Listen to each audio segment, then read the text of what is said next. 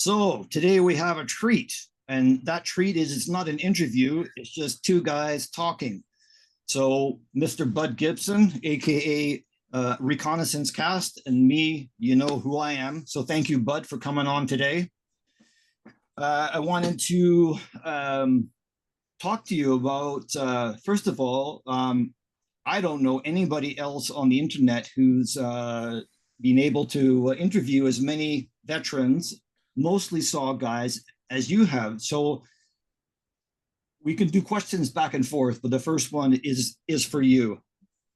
You must have been very nervous doing your first live, like first of all, yours are live, and I give you hats off for doing that. I don't have the brass balls to be doing that. At least I can, I don't edit mine, but if I flub the beginning, I can, change it where you're kind of free flow. And again, I give you credit because you've got people asking you questions. So how did you start? You mean with the show or in general? Yeah, we'll just stick with because you're well known now and you've established yourself. And many years ago, you and I talked, and I told you that you would find something that was your forte. You were the first person to say it on record. Actually, Jason was, as a matter of fact, the first person to say that. Yeah, and so now you found it. So now you're fully entrenched. You've got lots of followers. So what would be the words of advice for a young person or anybody that would like to record interviews with veterans from any war? Well, first off, depending on what war you're gonna go with and the amount of resources that you have to look into said war, it would be in your best interest for not only yourself but the veteran, to where you can kind of mention things that get the vet talking, is to do a little bit of prior research. Much like in your case and my case later on down the line, I dove headfirst in, saw what you guys were doing, quickly learned who to follow, who not to follow in the groups out there, and started learning very early on. And it was like drinking from a water hose. So you need to. It comes awful fast, but you need to do some research, and if at all possible, try and research the man's unit. If there's any information about the man, and this day and age with what you're doing, great hats off to you getting the vet stories out, not only on video, but the books you do, which are absolutely outstanding. I recommend if y'all are looking for SOG books from the vets, they're always great, but Jason's books, getting actual stories from the vets, no editing, no nothing. It's wonderful stuff. And his new book on the Green Hornets, which I've come to recently love, is bar none one of the best books on their history. But to continue on in this particular instance, Vietnam War, as you know, there's a lot of stories out on men since Tilt has come out, since Mr. Lynn Black, Mr. Dick Thompson, and we've got to give a shout out to the guy who really helped me in my initial interviews, learning a little bit about the men, is Jason Hardy.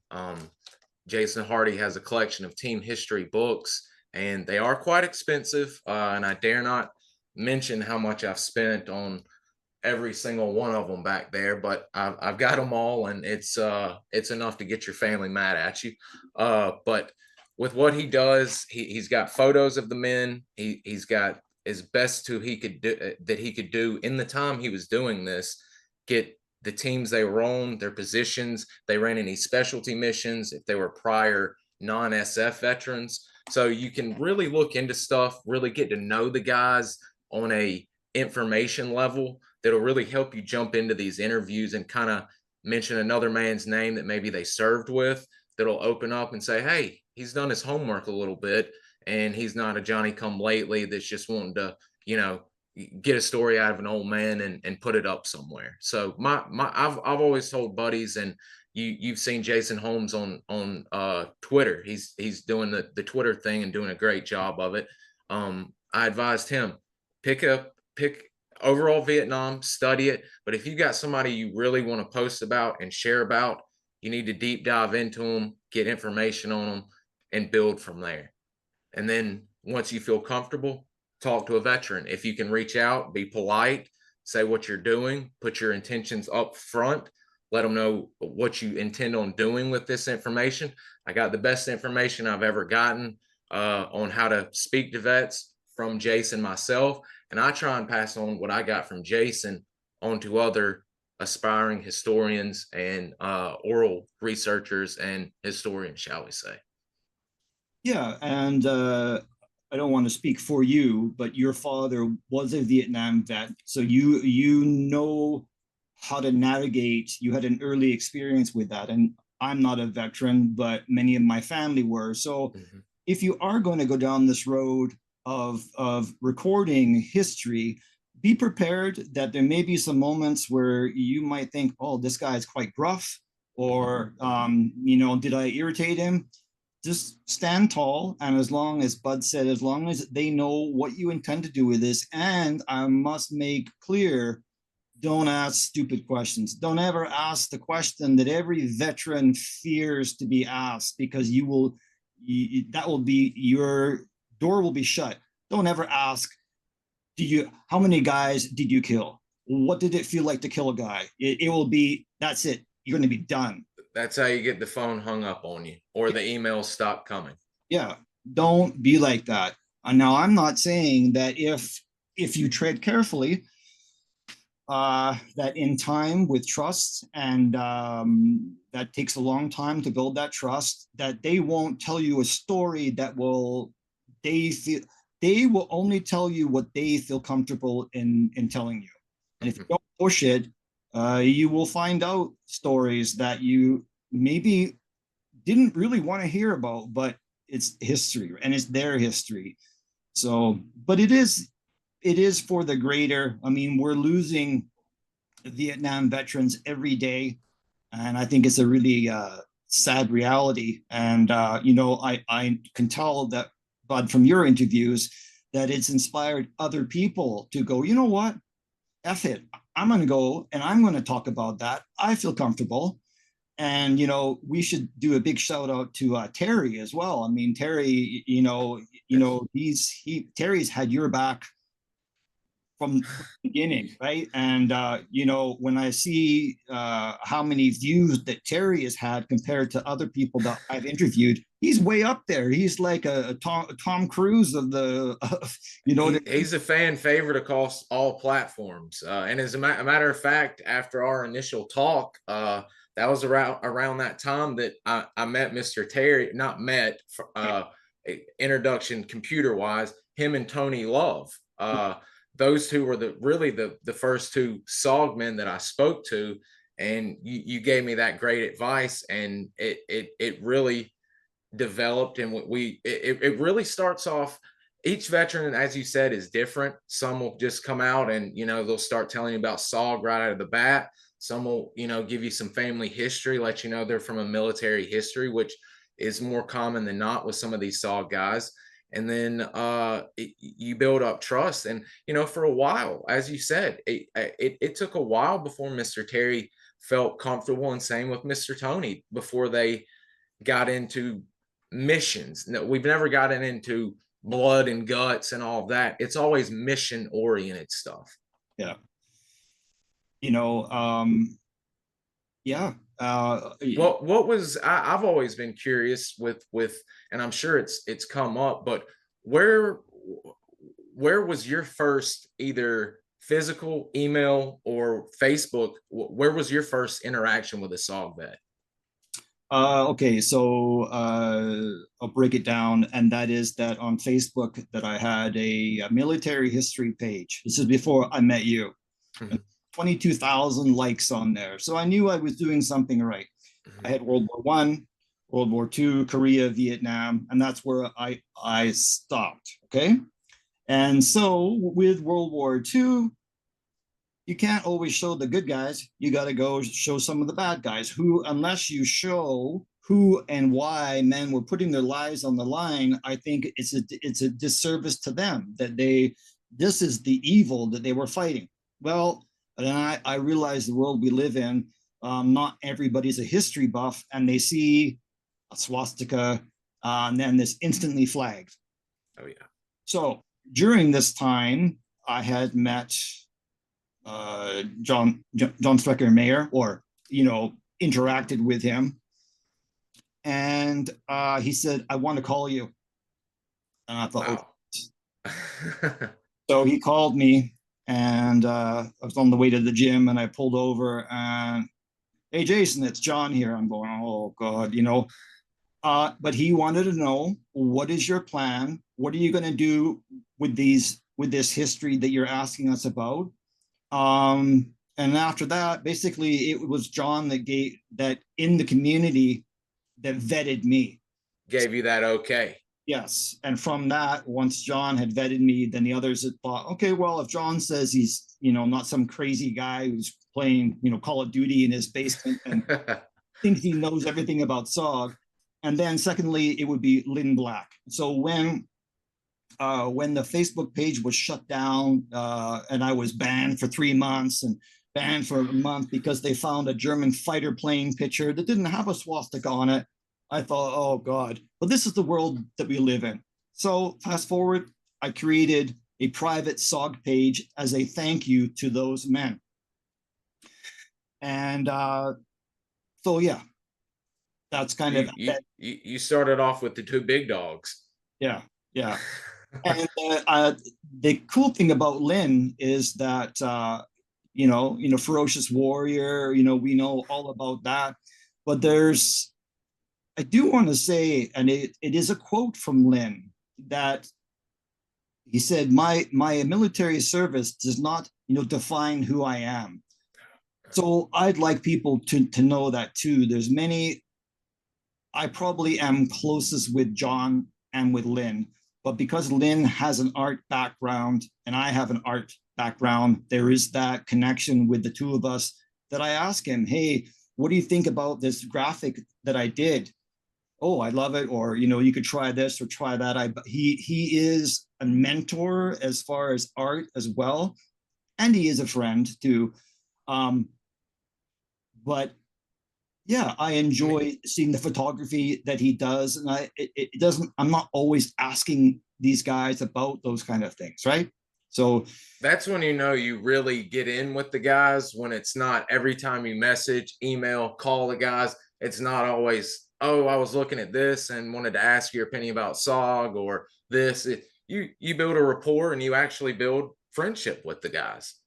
yeah, and I want to know. It's like after with Lynn, after the Vietnam War, he came home and he went off into the forest for a couple of weeks just to unwind. To a good comment that I saw earlier on. There was a Vietnam vet being interviewed, and he said, people have to understand that in World War II, when the veterans came back home, they were on a boat, so they probably had a month to unwind.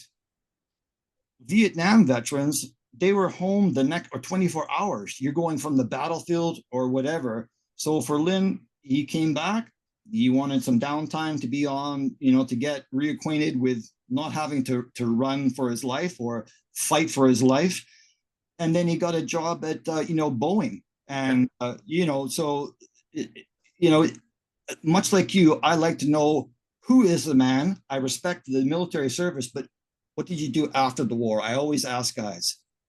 And to kind of tie on to that, I know we'll get into a whole bunch of things, but to kind of just add on to that, I mean, you've got guys that not only, of course, stayed in and stood up some of the special mission units, or stayed in a fifth group, or were part of JSOC, or what have you. I mean, some of the guys got out and became lawyers, brain surgeons, let's see, airplane pilots for commercial airliners. You had, God rest his soul, Mr. Ben Lyons, who just passed away. He owned his own air company in Dallas. I mean, these guys they took their seriousness, like they did in SOG, back to the real world, and they accomplished just as much as they did on the battlefield. as they did when they got off the battlefield. That's what I like to get clear. The movies, you know, there's always the trope of the doped out Vietnam vet that's homeless, comes home, he's got the trouble. Lieutenant Dan, God, I love that movie, but you know, you've got Lieutenant Dan in his wheelchair. That's not what happened by and large. And especially with the SF and the SOG men, these men came home, they were professionals, and they continued on and had very, very successful lives. And some also carried on to work for various agencies. Absolutely. And I will say, oh yes, okay, you know. And you were saying that you off air that you've really, or you are really enjoying that book, right? It's I recommend it to everyone. I actually got the distinct pleasure after I helped Mr. Plaster unload his books at SOAR in 2022. Set up next to him was the author, Mr. Kim Kipling, and I got to meet him and speak to him for a little bit and get his autograph. And not only if you're a fan of SOG history, but especially agency history, you got to get this book. And it's on Amazon, very cheap, great SOG photos and great CIA photos. Just wonderful, wonderful book. Yeah. So I mean, and also there were some men, Jim, you know, Bolin, that he went on to be not a mercenary. He was a hunter, which he's made very clear to me. So even though that his book is out of print, if you have an opportunity to read this, again, there's a great deal more to Jim than meets the eye. And even though Jim is 80, I would be sticking my finger up at Jim if he cut me off or something. And you know, and he's done a lot of really cool things in his life, which is good to hear.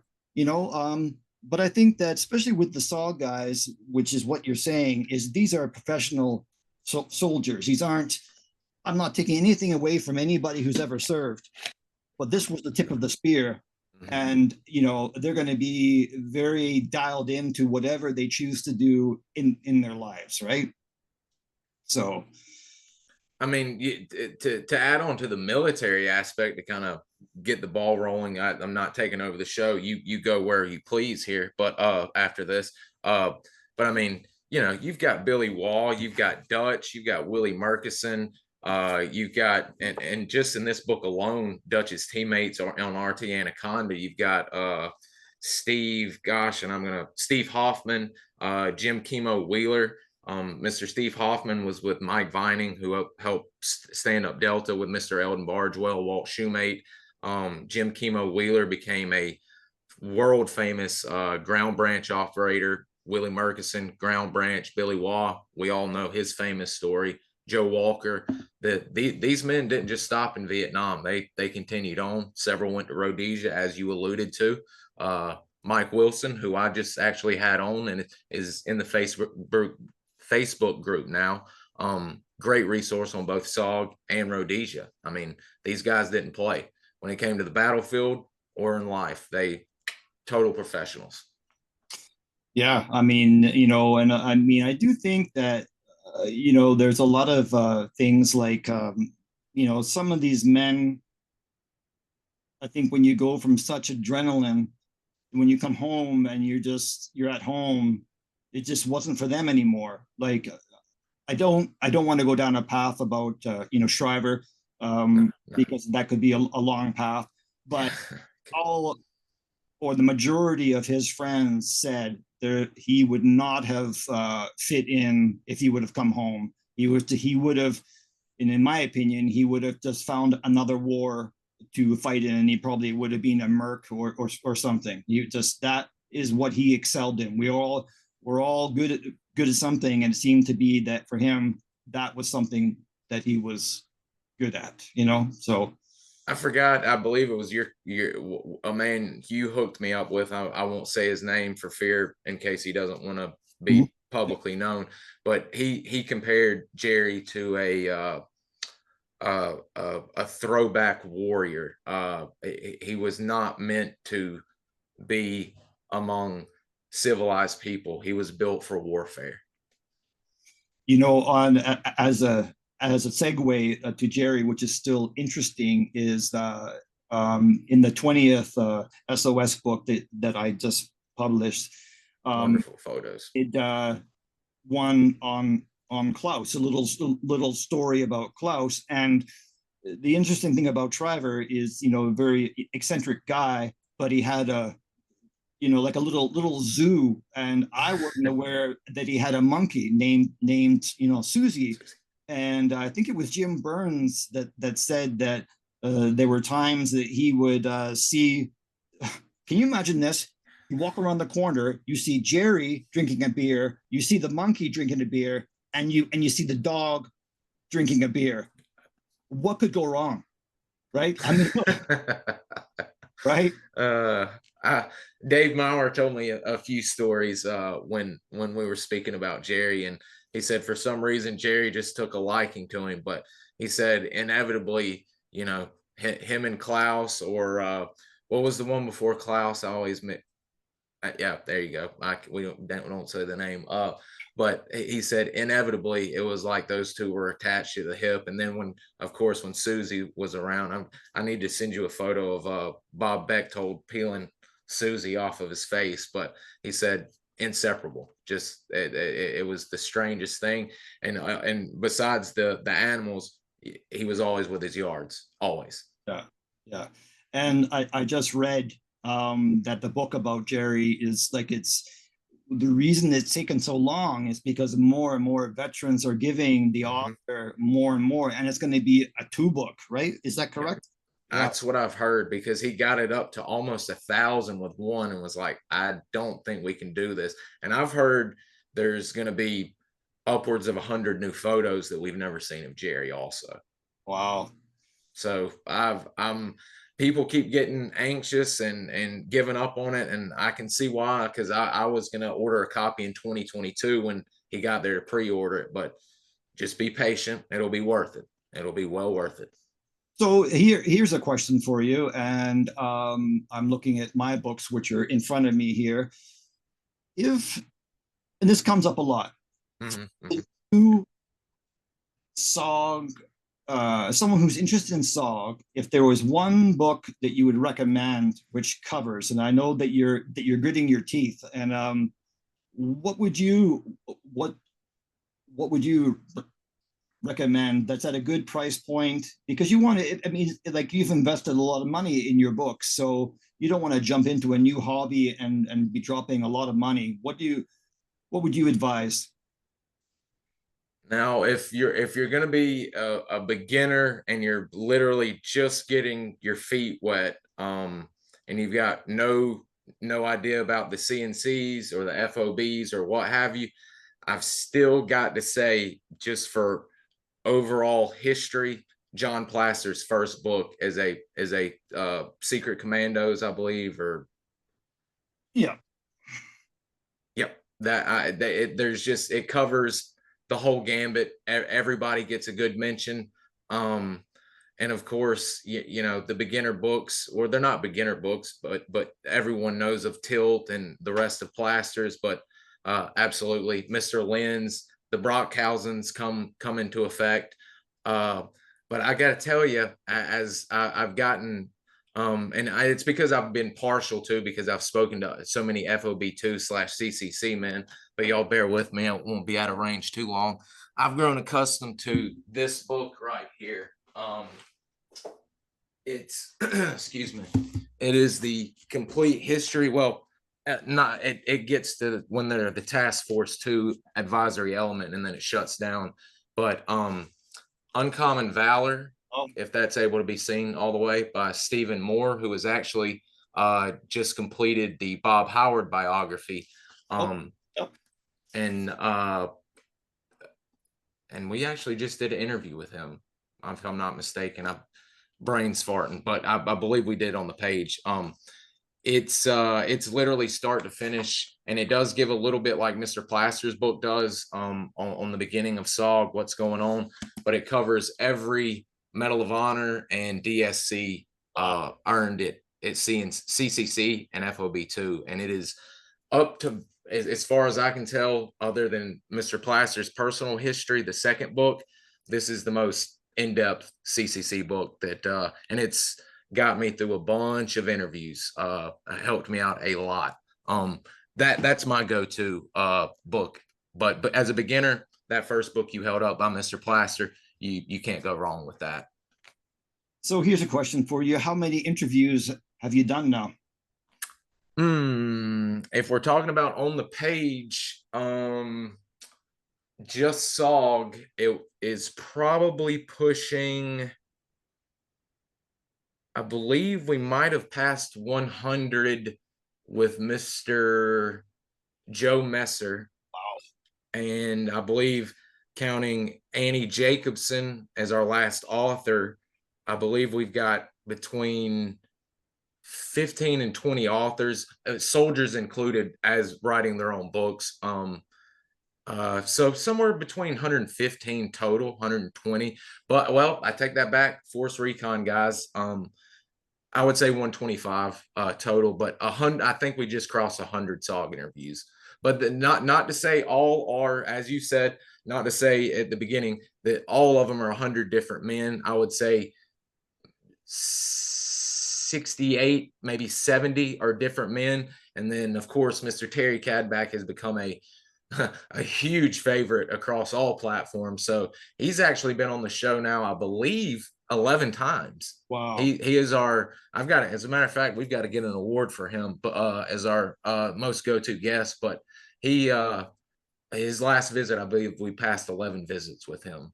You know, I thought it was very cool that there's a veteran that it's quite unique. I know his son and I know the veteran. And for the longest time, the veteran did not want to talk. And he actually, he served at the same time as Terry. So I'm talking about John Holland. Oh, yes. So it was so cool to finally see John feel comfortable. And I've talked to John off air, not an interview. And I think it's been very good for John. And I think going back to the interaction that you and I both encourage to talk to veterans, it is good to talk. And you know, I know John was very hesitant about coming on, but Terry said, "Come on, it will be okay. I'll be there to stop." And I would have been nervous to have a whole. It's one thing being interviewed by one person, but when you have all these, I don't want to call them fans, but all these followers asking them questions. I mean, it's just going to take one person to ask a goofy question. They're like, oh, And to be fair, there's two things on that point, and I'm glad you mentioned Mr. Terry, because and as a matter of fact, before I even get started on my answer, yeah, I still believe you need to get him and Terry on. There's a lot more Mr. John is starting to open up to about talking about and such. And I think the way y'all do this, like you just mentioned, throwing it out there live like that, creates a little apprehension. He is getting better. Not to say he's messed up or anything, but it is weird going live in front of people, and especially telling a story like his. I think y'all would do a great show. But Mr. Terry is an absolute godsend. Without Mr. Terry, that would not have happened. As a matter of fact, I would not have ever spoken to Mr. John except for online had it not for been Mr. Terry. So my thanks to Mr. Terry for getting him to do that. And I know I've heard it from him, as well as I'm sure you have, that it's done a world of good getting to be able to talk about some things. And as you did mention, we've got a great crowd, as you do too. Every once in a while after it goes up, you get the odd Yahoo that'll ask a question or what have you. But for the most part, we've got a good group that follows us, and there's none of those questions. We shut those down pretty early in the stream about how to address the vets in the room without getting booted for good. But they'll pop up every now and again, and some questions, as you alluded to earlier about vets going through a lot of stuff and having to just jump back into society. years help get over an issue. I watched my father deal with PTSD till the day he died from Agent Orange induced pancreatic cancer. And you do get better, but there's always, it's almost like there's that slight scab that it's just waiting to be torn that can just reopen it again. So there are questions that you, as close as you get with some people, you can tell that certain events, certain people might not need to be asked about because of that. So you learn to tread the line. And if you maybe see a comment asking that in the moment, you kind of can wipe it clear, just scoot on past it, and it not really affect the conversation too much. But I agree. I think a lot of these vets that both me and you have had on that have not really either been interviewed by Tilt yet, although I hear a lot of stuff's coming in the works from several of our authors that haven't really got to share their story, or it's come secondhand into the plaster book from other people. And they're really enjoy getting to share not only with you, your audience, but my audience and other audiences they show up on, and kind of get stuff off their chest, get their story out there, let their family know what they did. Because as you've learned, some of these guys don't even tell their families what they did. I mean, that there's been a few families that messaged me privately that said, we knew he was in SOG, we knew he was at CCC or CCN, whatever the case, CCS, but we had no idea about this incident or that incident or this. And we just want to thank you for getting him to share that as graciously as he did and you did. So it's a help all around, really. I think, and I know that you mentioned this to me earlier. I don't want to say favorite interview, but one that there's a couple that I thoroughly have enjoyed because it tells the full story. And one is Bob Ramsey. That's one. Bob's a really cool guy. And, good man. Good man. Yeah. And the other one is Bill Spurgeon.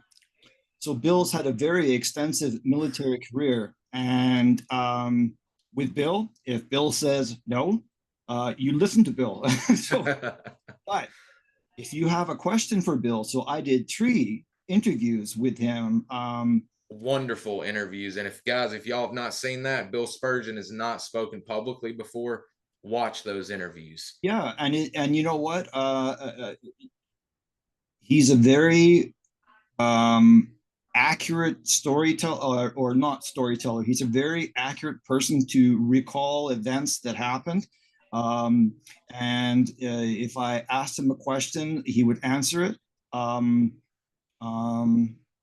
And I think that really, if you want to see an interview where you hear the full story and you hear just to the edge of discomfort about certain events, that would be the one. And with Bob Ramsey as well, I respect all these men. But Bob said to me, on one of the interviews, he said, there was an event that happened in a field. He said, and I don't want to talk about that. It's of no use to anybody. And that's when you learn, if they're saying that, you don't need to, don't keep picking that scab. Just let it go. And move on to the next thing, as you said, if they want to tell it, it'll eventually come out for you. Because one thing I'd like to point out, we, the public, do not need to know these details of certain events. You are privy to stories that the public will not know. I'm privy to stories.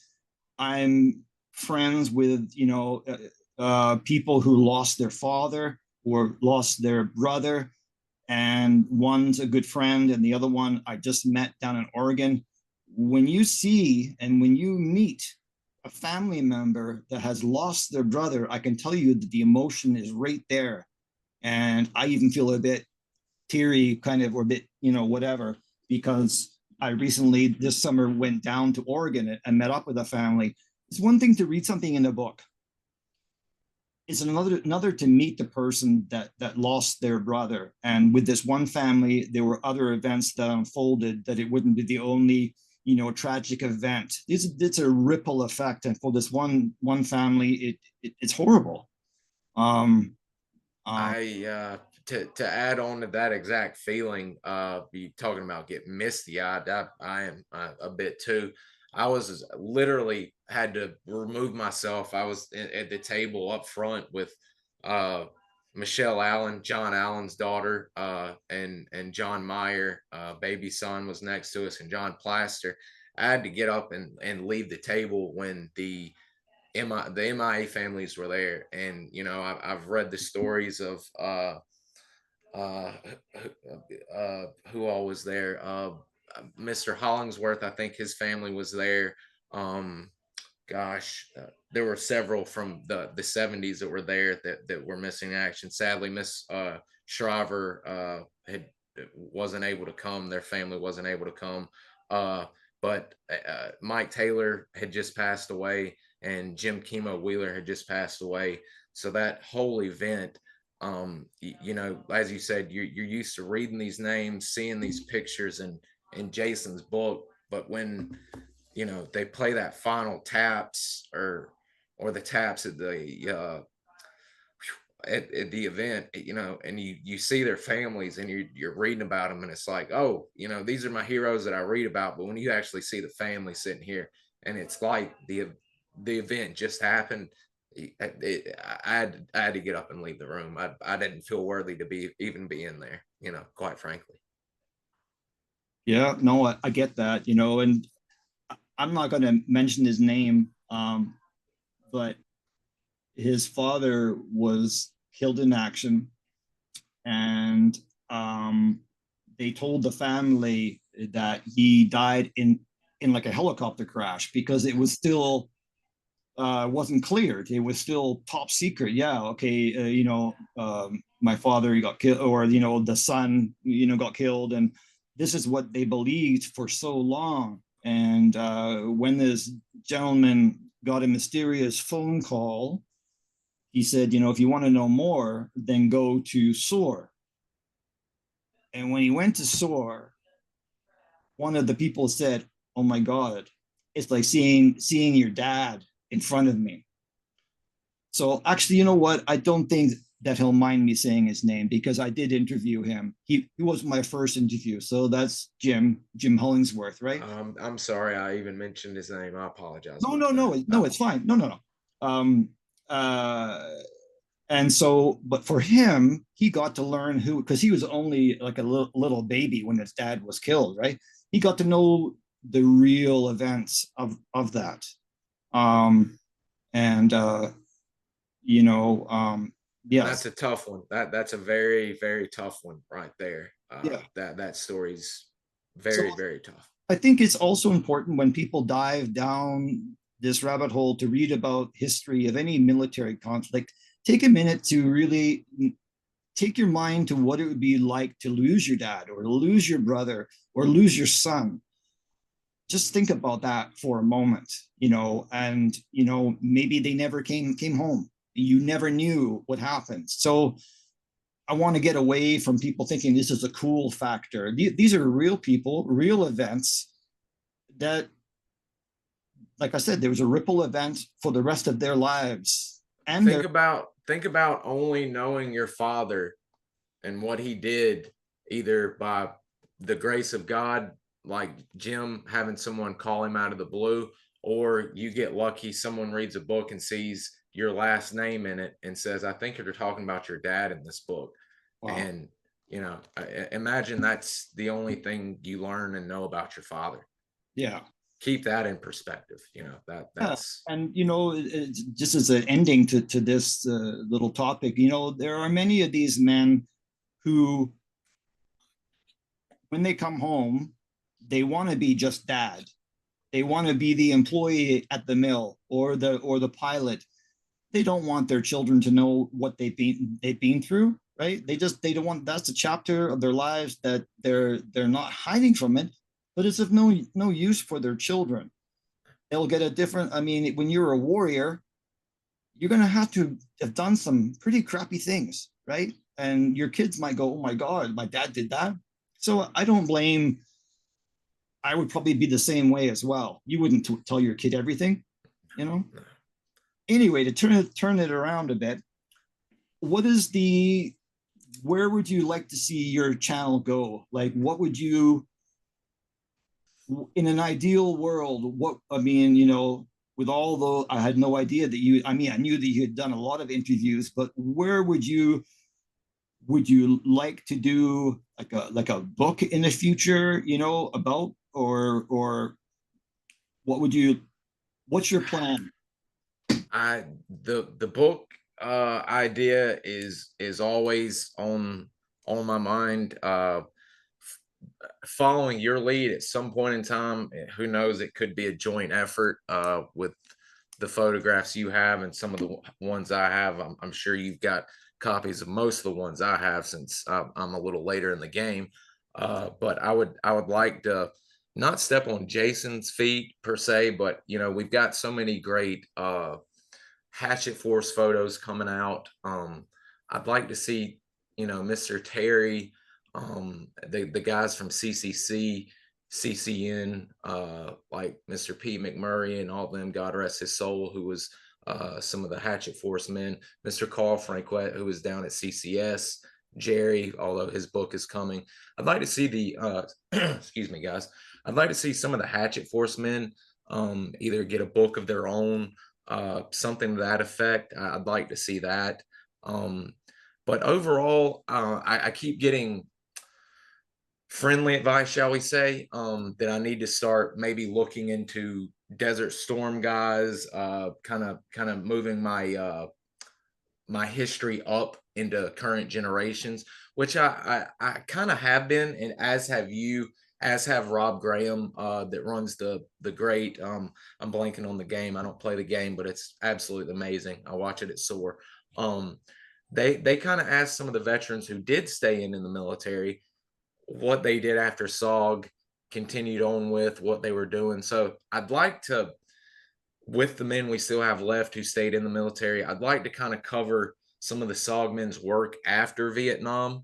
Um, and I would, if we can, and I'm in the process right now of working on something, I'd like to get some students of either when some of these men were Ranger instructors or at the Q course, I'd like to get some men who had actual hands-on learning experience from some of the men we've spoke to or read about in the books, and interview them and kind of get what it was like learning at the feet of the guys who just laid the groundwork for stuff special operations would be doing for the next 55 years. So I fully want to stay, because in my opinion, every story of the Vietnam War, even if we all did it 24 hours a day, 7 days a week, is not going to come out. There's going to be plenty of Vietnam stuff to cover. SOG, that's a different story. We'll have to start getting a little more creative on what we're going to put out. You're doing great work with that right now, altering between your subject matter. But I feel like I'm going to firmly stay gripped in Vietnam. If I do make the jump, it'll be slowly but surely. But there's always going to be a tinge of Vietnam in the show, no matter what. Whether it be SOG, Special Forces A Camp, Marines, Force Recon, Mike Force, the Project Men, you know, what have you, Army Grunts. Well, the neat thing about this for you is it's your gig. No boss. And it's like me with my books. It's I don't have to. I really don't have to explain myself to anybody else. There are people that I might send, and say, "Hey, what do you think of this?" But at the end of the day, I think I know that if I feel comfortable with what I'm putting out there. But making the vets, as you said earlier about when you first started getting published in your book, I love when the fans love stuff. I love seeing all the interactions when I go live and we get questions. That's a big part. I follow Jack Murphy's lead on that. I always liked asking vets questions in the moment. But I just went blank on what I was about to tell you. Literally just left my mind. It will come back. That happened to me on one of my first interviews. I guess for what I will It'll say piggyback. until it comes back to you is that the one thing that I wanted to do with my books is nobody gives a shit about me as far as my what I think or what happened there. My main focus with these books was to have the veterans in their own words. Do I do much of the writing? I do very little. Like my input is how to make this story interesting with extra graphics or maps or more pictures so that the reader can see, okay, wow, he was right here on the map. Is that the boat that he was in when he went to, North Vietnam, on this nasty class boat? So that's where I'm the glue. But for me I don't want to rewrite these men's history. It's wrong, right? Um, and so it was brought to my attention that I don't actually write much. And that would be 100% correct. I don't, because I don't feel my writing is what I want to push. So, Making the vets proud. That's what I was going with. I was rambling and going on. I love the comments and all of that.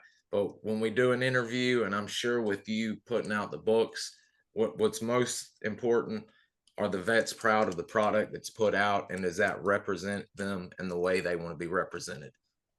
yes. So that would be another to go right back to the beginning. If you are going to do a project and you are going to have either a veteran, and I gave you this advice too a long time ago, make sure, and you did cover it, make sure that the veteran is aware of what you plan to do with it. If it's something that's going to be on social media or in a book, you're better off to let them see it first. Mhm. You do not want a veteran to say, "Hey, you've just kind of tweaked that history to make it sound like I killed 100 guys," and yeah, no. And one thing I will say is these men do not want to be looked at by their peer group that they've expanded. That would be another way for you to have the phone put down on you, that if you embellished some story, that will embarrass them and you will be done. I think that people have asked, and I'd like to hear your opinion on this as well. People have asked what hampers an interview or getting an interview. And I would still say, especially with our Vietnam guys, our Vietnam vets, and especially these SF men and SOG men, um, they may come on here and share some of their history an hour's worth. In my case, some I can get 2 hours out of, but they're still quiet professionals. That is not the whole story. And that's what I've found to be in some of my cases, because I've gotten contact information and was told, yeah, reach out. And all he can do is say no or not answer. And that's what'll happen occasionally. And I've got one I'm trying right now that is a big name. I don't want to jinx it by saying it, but a big name. Y'all have read it before. But I believe them being quiet professionals, some of that will be uh, an issue of getting some of the vet stories, because some of the vets are going to take their story and not talk about anything and take it to the grave. That's just how some men are. Yeah, and I think that we both agreed that a lot of these men feel that they just did their job and they Yeah. didn't do anything special. To you and I, they all Superheroes. amazing, right? But they in their peer group, they don't want to be the one that's waving the flag. Look at me. Mhm. Now I tell the guys this is how I navigate that. I said, okay, I hear what you're saying, but can we talk about maybe just your experience arriving in Vietnam, or did your father serve in the military? Were you drafted? Were the girls there pretty, or did you have any rice wine or whatever? There's so many different topics that you. Those are the best questions. Those right there that you just said, guys. If y'all want to ever interview a SF man or what have you, rewind right then what he just said and write those questions down, and you'll get more information out of those 4 or 5 questions that he just said than you could ever hope by just small talking a vet to death. You need to pick and choose. You need to pick and choose. You don't need to just barrel in there and say, "Tell me about the toughest battle you were ever in," or when you get Lynn on the phone, "Tell me about October 5th. I want to hear about October 5th. October 5th. You ask them about what it was like you said, what was it like getting on that bus full of holes and going to CCN? What was that like? Open it up a little bit, and it just stories you couldn't even imagine come out. Well, especially stories that you could never imagine coming out, uh, is why Lynn Black drank a Coke after the Vietnam War. And those that know. If you don't know, you'll have to listen to Tilt's interview with Lynn. And yeah, that's you'll learn something new, right?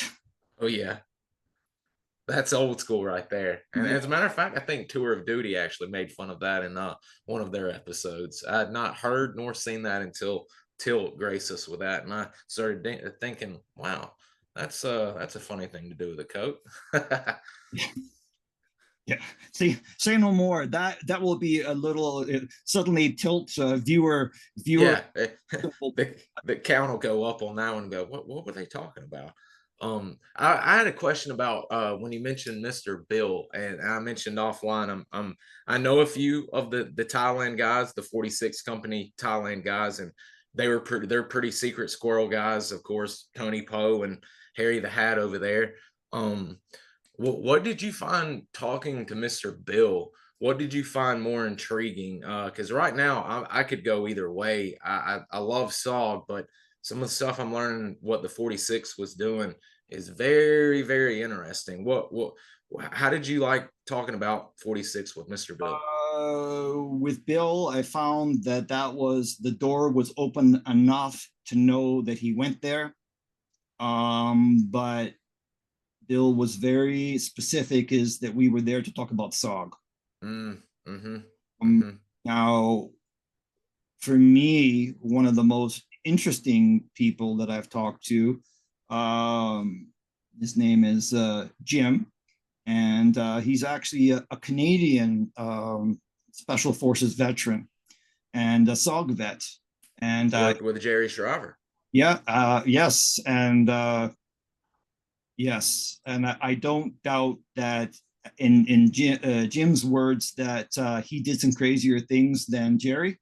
But he did that because Jim knows Bill, and there were stories that Bill would say yes, that did happen, and but there's a good example. For many years, Jim said, "I do not want to be interviewed. No, thank you. I really appreciate what you're doing." And I said, "Look, if it's so important that people know that there were Canadians in the Vietnam War." And so finally he came on, and this I found just mind-blowing. He was nervous to come on. I said, "Hang on here. You're a combat veteran. You stayed in the military, US military until the 80s or whatever. You've seen some serious shit." He goes, "Yeah." He said, "But this," he said, "I feel really uncomfortable." I said, "That to me is like, I would feel uncomfortable doing what you did." I mean, but what I said to this is another good point, is I don't think whether it be you, whether it be me, unless that you're a TV personality or a radio person or an experienced podcaster, none of us are comfortable seeing our face or hearing our voice. So when I explained that to Jim was, "Buddy, I don't feel comfortable." If someone would have told me 2 years ago or 3 years ago that I'd be on YouTube, I would have said, "No way, no way," right? No, as a matter of fact, I still when I make little clips and stuff, I try and get it to where it's a good portion of the vet talking, because I still despise the way my voice sounds. So here would be a warning label to anybody who wants to do interviews with veterans or interviews and be on YouTube. You gotta have a thick skin. Oh yeah. Yeah. Everybody is going to like you, and that's fine. We all don't have to get along. So you will have people that say, oh, Jason, you're a goldfish is whatever about the gold, or look at that stupid thing behind you, or you were babbling. You can't, don't, No. don't turn into clickbait and give the guy a response, and just let it go.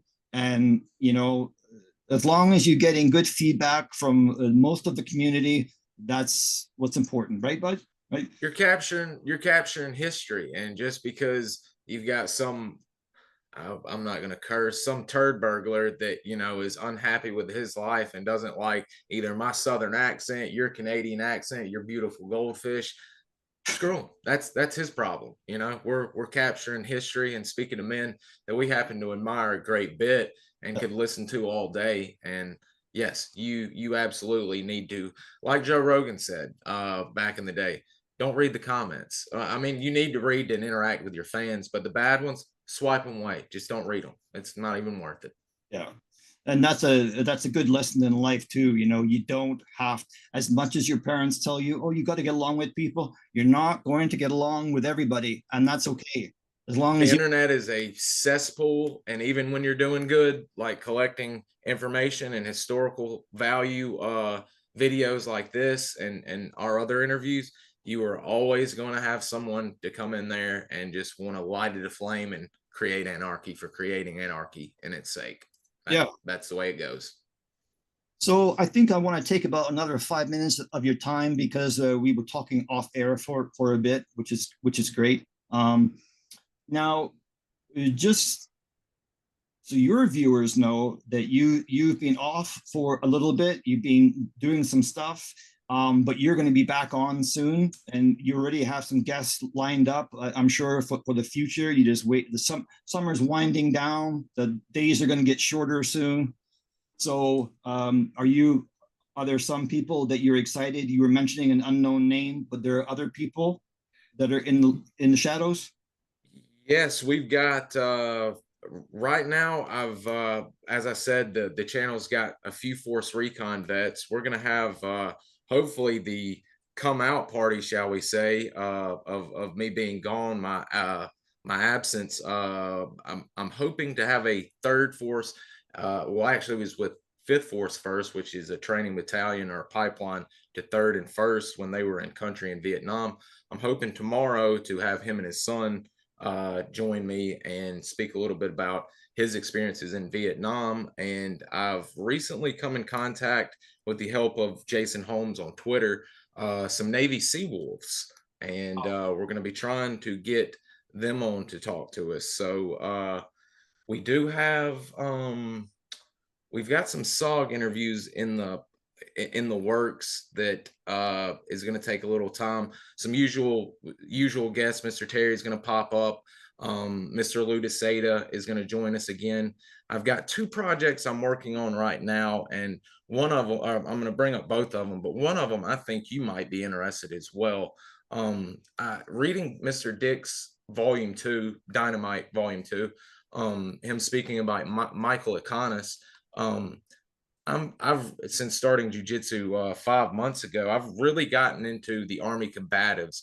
Mr. Greg Walker, who you I'm sure know from our group, he was friends and is pretty much the caretaker of Mr. Mike's history.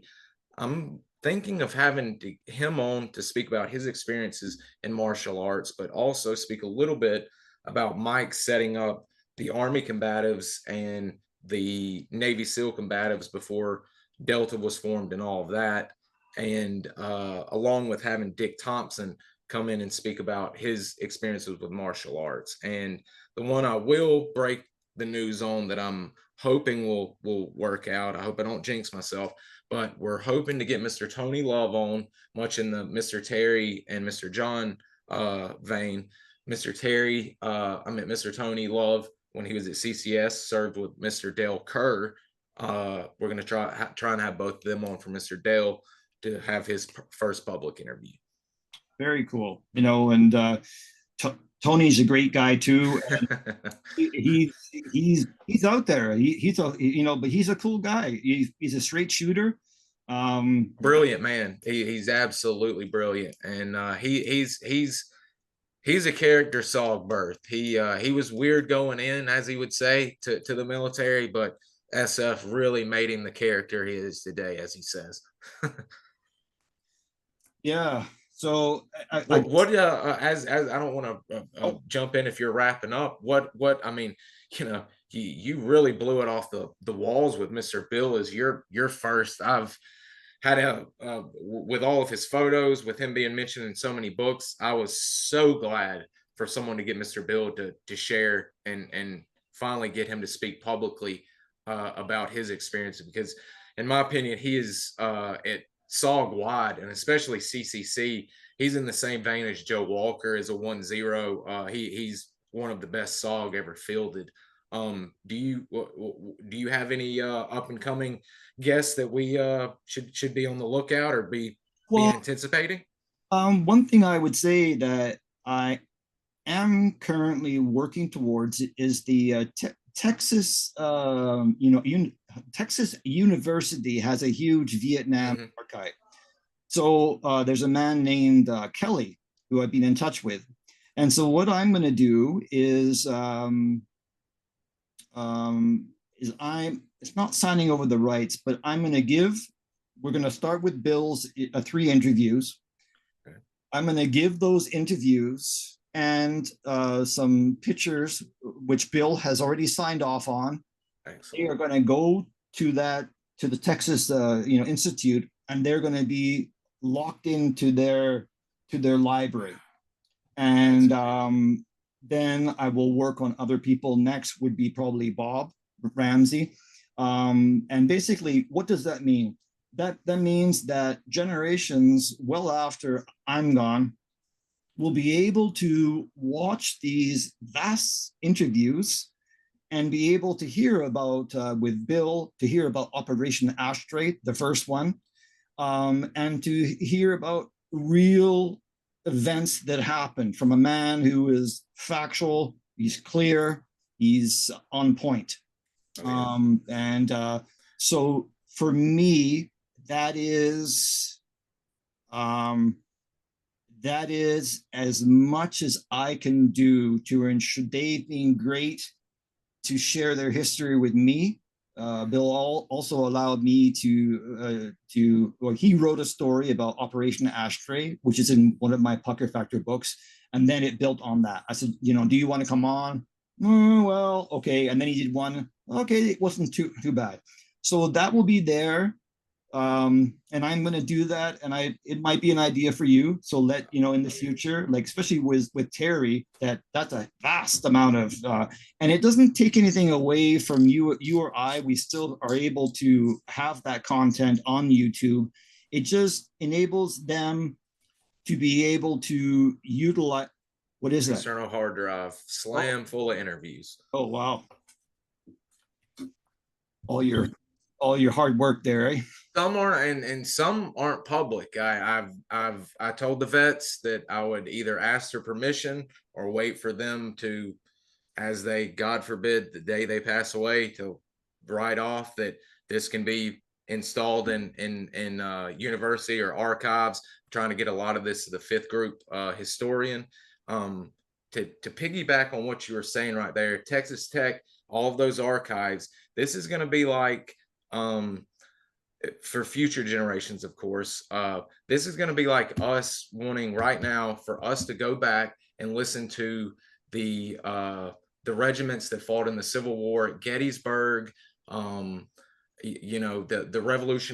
Revolutionary War veterans. It's going to be like that for future generations to be able to come back and actually hear the words coming out of a Vietnam veteran's mouth on camera, their face. I commend you on that. And everybody who's doing any work like this, you need to get in touch with an archive and find this a safe home, because it's all great on your computer, it being on YouTube, but this needs to be preserved professionally. Yeah. And, I say this to you, I say this to anybody listening, let me walk this path on the first one. Let me, the person I'm dealing with there, Kelly, he's a great guy. and then I will definitely help anybody out. It doesn't have to be SOG, it's they want Vietnam, history. So, but just as a tail end, you asked me basically, do I have any interviews lined up? Well, no, I don't. Actually, that's not entirely true. Bob Ramsey, he was thinking about doing one more, and then I don't really want to. So we'll have to see in the near future, because I did say to him, you should have your entire career. Mm-hmm.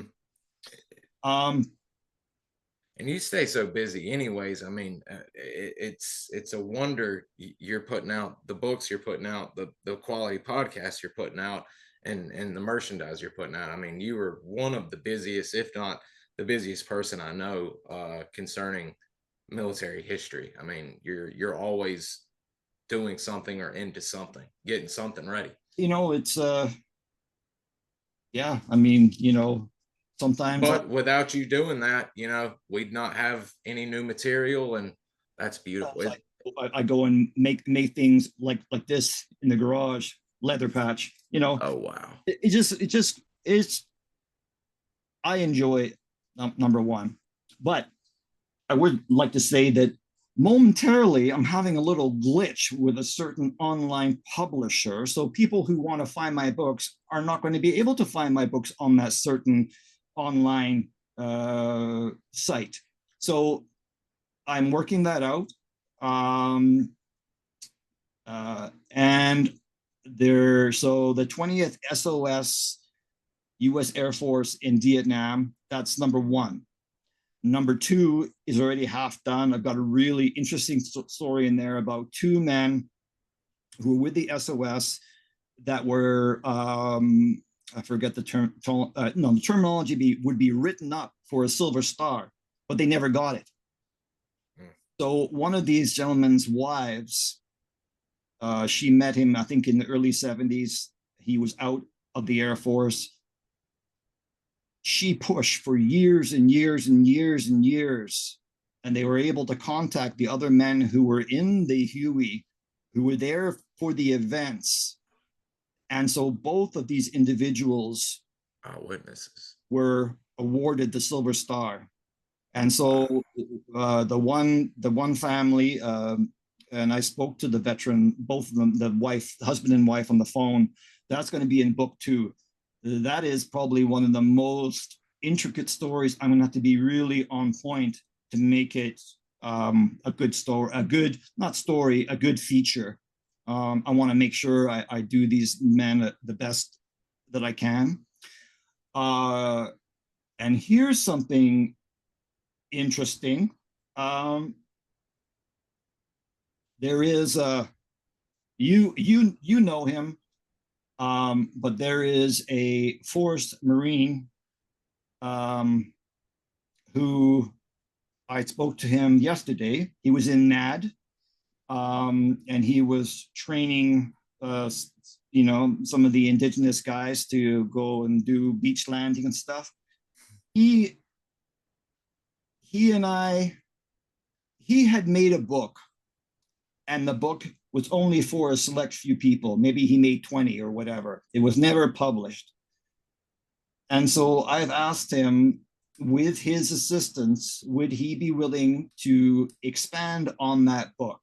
And so yesterday he said yes. So I'm really excited. This is somebody who has an amazing story. He's very with it. He did a great deal. You would know him as Gunny, right? Oh yeah. And yeah.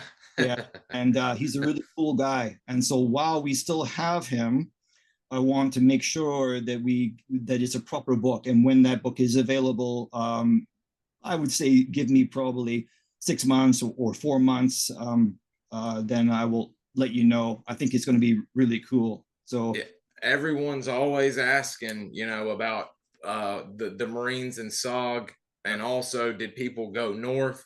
And the Gunny can flat out tell you, yeah, he stepped foot in North Vietnam. Him and his men were in North Vietnam. I've got a few of his photos. I'm sure you've got some of the one on him on them at the range at Camp Fay. They are those dudes were some brave dudes. I'll put it that way. The gunny had some brass ones. Oh yeah, and yeah, just some great, and again, just a good person to talk to. So there's lots of, and then there'll be more, pucker factors in the future. Yeah. I think your crowd, I'll get a kick out of it getting to read it. I could listen to that man all day, but I think your crowd introducing them to the gunny, I think they're gonna thoroughly enjoy getting to see what he was all about. That Yeah, whole group he was with were wild men, wild men. yes, and of course, this is the Bible, as it were, and Gunny is in here. So Mm-hmm. there's that I'm really pumped about, and I'm really trying to get him on Zoom, but I'd even offered to buy him a camera for his, like, people need to see you, right? But Before we end that, I get asked, what's nerve wracking and what can be the most difficult part of some of these. And some of these guys are better than I am at computers, and that's terrible because I'm 33 years old and went to college and was going to be a teacher and had stuff on the screen and all that. But some of these guys have no issue getting on or whatever, and then some of the guys are like, if it doesn't show up in my email, I'm not checking the other folder, or they get it and they have some technical issues. So we have run into that, but thank goodness a lot of these guys, sons, daughters, grandchildren, have been gracious enough to save my bacon for not being able to talk them through it. And we've actually gotten a few of our interviews because the grandchildren came on and helped us all out. So I will say that the technology has hampered a few of our interviews. well, I will add something to that. That it was Gunny in the beginning who said to me, "Hey, do you want to do a Zoom call?" I said, "A Zoom call." You got to understand, Gunny's what? He's in his late 70s, right? No, he's in his 80s now. Yeah, he's getting old. Yes, sir. Yes, sir. He told me last night that he hopes to live to be 100. So I said, well, you might do it. If anybody can do it, the gunny will do it. Yeah. It was Gunny that was saying to me, "Yeah, Zoom calls are really easy." I had no clue what a Zoom call. I mean, I've heard them, of course. I realized that, but I didn't need them. And then I thought, okay, here's this, could be my grandfather telling me about tech. I'm not super techy, but I know my way around, right? So, but anyway, let's conclude that here. We can always talk again in the future. So thank you for coming on. I'm sure people, they've got some great tips on how to interact with veterans. Mm-hmm. And that's my biggest goal, is for me and you to inspire younger people, even people our age, to jump out there. And it does not have to be special forces, SOG, force recon. Just speak to veterans, speak to airplane pilots, helicopter pilots, mechanics. I mean, without the mechanics, without the ground crews, without the supply men, SOG couldn't have run. I mean, force recon couldn't have run. So people get caught up, and as well they should. These guys are special. But all of the veterans computed to the big green machine. I mean, it would not have run without the other guys. So don't think by just interviewing, some grunts, that you're going to get great stories from any vet you speak to. Yeah. Well, on that note, we'll make sure people have your link, and I'm sure that you're, anybody, when I punch enter your name into the YouTube video later, that they all know. So don't go anywhere, because I'm gonna just click the end here. I made a mistake with Bill twice. After the interview, I pressed the wrong button and it cleared the screen. I'm only I had to call him back. Done that several times myself. Okay. Yeah. All Still right. happens. So we'll say thank you very much, Mr. Gibson, and we'll talk to you soon. Absolutely. Thank you.